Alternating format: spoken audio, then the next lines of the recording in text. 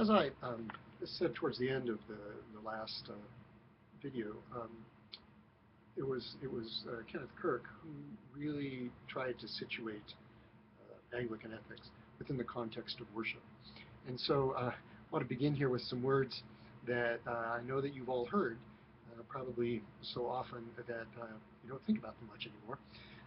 But at Eucharist, we often hear the words, "We give thanks to you, O God, for the goodness and love which you've made known to us in creation, in the calling of Israel to be your people, in your word spoken through the prophets, and above all, in the word made flesh, Jesus, your Son." God makes himself known to us in creation. And in creation, we read in Genesis that at the end of the days of creation, God declares that it is all good. So when we ask the question, what is good, we can point to creation and say, this is good. God made creation. God created. God's creation is good. And so on the one hand, we've got that as an indicator of what is good for us. But then also, as the prayer says, in the calling of your people Israel, God's will for us is made known in the calling of peculiar people. In the word spoken through the prophets, God is revealed through Scripture, the prophets, and then, of course, God is revealed most completely, Christians believe, in the person of Jesus Christ. So we have these sources for us for theological and ethical reflection. We have creation, and we talk about creation in the sense of sort of general revelation. Everyone has access to the book of creation. I can't exactly remember how it goes, but in the preface to Darwin's On the Origin of Species, he quotes Francis Bacon talking about the book of God and the book of nature, that God's behind both of them. Interesting perspective on what's happened with Darwin and evolutionary theory, and how that's been taken. But certainly Darwin understood that there was a book of nature that needed to be understood. And so on the one hand, you've got practical knowledge coming out of this sort of general revelation from nature. That killing each other is not good. You kind of see that ruptures communities, and animals don't necessarily kill their own kind very often, sometimes, but not always. So we talk about what creation reveals, both in terms of practical knowledge. We know how the world works,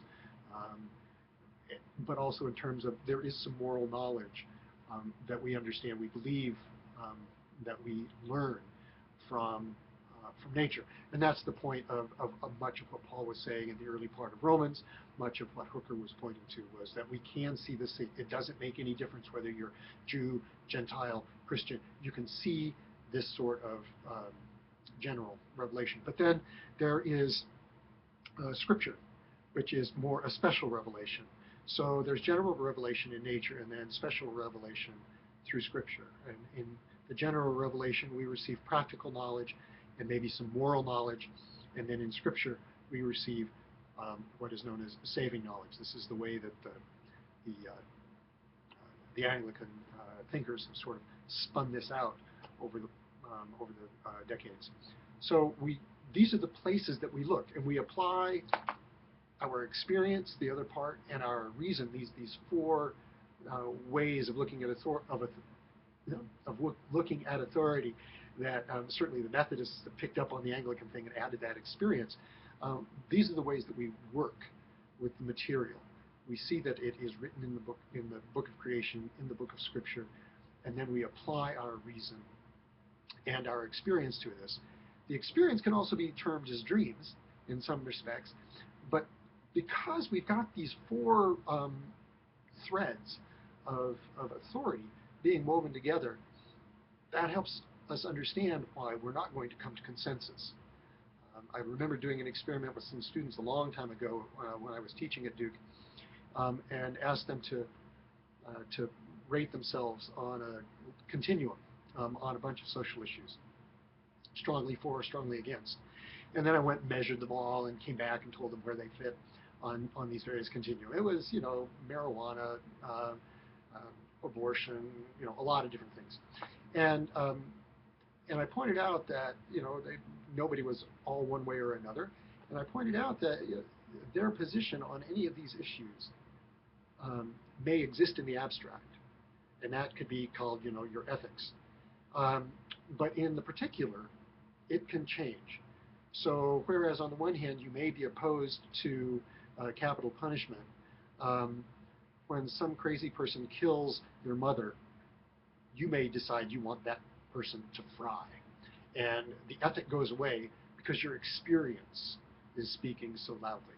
So there's no surprise that Anglican thinking on ethical issues is all over the map. We don't point to any one thing and say, this is the answer. And so what we have to do is we have to figure out ways to contextualize, to put the issue in some container where all of the eyes can look at it and can examine it and can say, all right, this is how we're going to talk about it. And so that's part of the task that we have as leaders in the church, is to help contextualize, put things in a container so that even though we may disagree, we can say, yeah, this is the issue, and we're coming at it with similar resources, but we're going to disagree. Then we have to figure out how to acknowledge and work with that disagreement.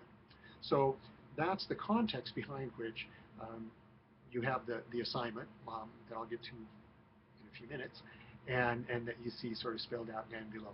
And next time I will also point you to some resources, not only that you might need for the assignment, but just some general resources in terms of Anglican moral theology as a whole, because I'm not sure that there's a class directly pointing at that at ILIV.